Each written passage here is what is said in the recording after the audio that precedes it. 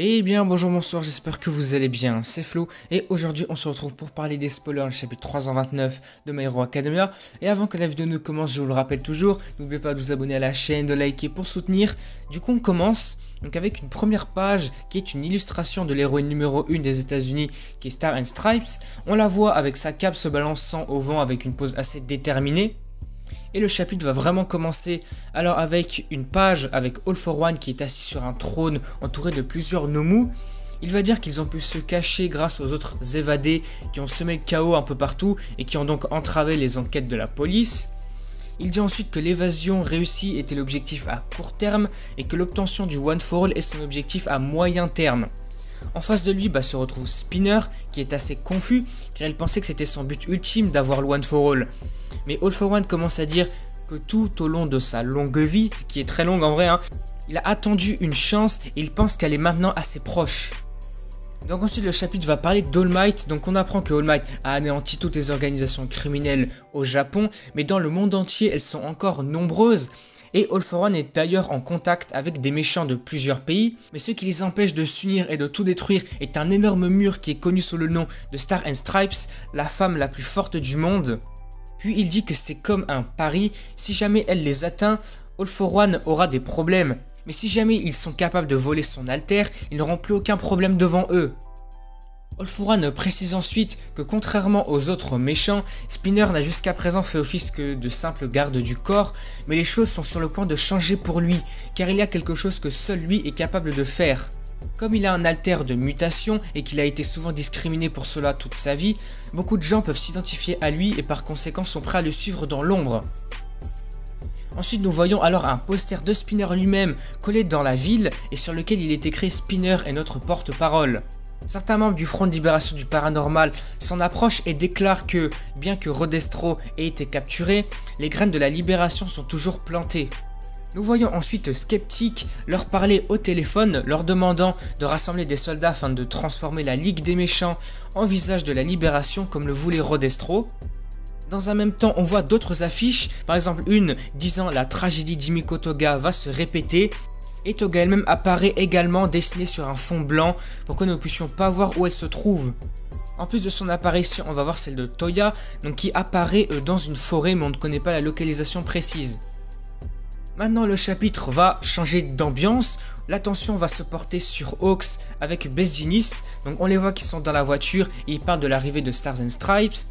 Ils disent qu'elle est sur le point d'entrer dans l'espace aérien japonais et dès qu'elle le fera, ils ont l'intention de commencer à discuter à propos de leur stratégie. Cependant, ils reçoivent un appel qui est assez inattendu venant de Tsukauchi. Il dit qu'il a reçu un appel de Stars et a signalé qu'il s'est présenté à environ 50 km de l'endroit où elle était censée atterrir. Donc là on ne sait pas encore de qui elle parle en disant il. Ensuite nous voyons alors une double page qui montre seulement une cape et une main avec un trou volant au-dessus des nuages. Et là Shigaraki est là. Stars commente alors qu'il doit être un gars assez libre pour venir la saluer si rapidement comme ça. Elle lui demande ensuite s'il est le méchant appelé All for One, parce que elle, étant donné que c'est une héroïne des États-Unis, elle a déjà entendu parler d'All for One et de Shigaraki peut-être, mais elle n'a pas vu à quoi il ressemblait. C'est pour ça qu'elle n'a pas tilté que c'était pas All for One. Et pour finir avec cette dernière page, donc elle va nous montrer Shigaraki qui est debout sur un Nomu ailé. Donc là il va lui répondre qui c'est, je me demande qui je suis. Là on a l'emploi du mot ore qui est utilisé par Shigaraki, alors que normalement All for One il utilise le mot beaucoup. C'est pour ça qu'on peut dire que c'est Shigaraki qui est présent et non All for One qui le contrôle. Et c'est peut-être pour ça qu'on le voit qu'il a un peu sonné, il dit qui c'est, je me demande qui je suis. Peut-être que suite au contrôle de All for One sur son corps il a un peu perdu la tête. Et voilà, donc le chapitre il va se terminer ici sur vraiment l'apparition étonnante et surprenante de Shigaraki face à Stars and Stripes.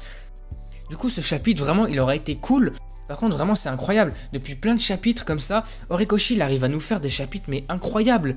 Peu importe la tournure, même s'il se passe pas beaucoup de choses, c'est juste du dialogue, il arrive à faire des chapitres qui sont incroyables, qui donnent la hype, qui donnent vraiment envie de lire la suite. Là par exemple avec cette apparition soudaine de Shigaraki, on se demande vraiment ce qui va se passer. Est-ce qu'il va y avoir vraiment une confrontation? Je pense que oui, Shigaraki n'est pas venu là comme ça pour rien.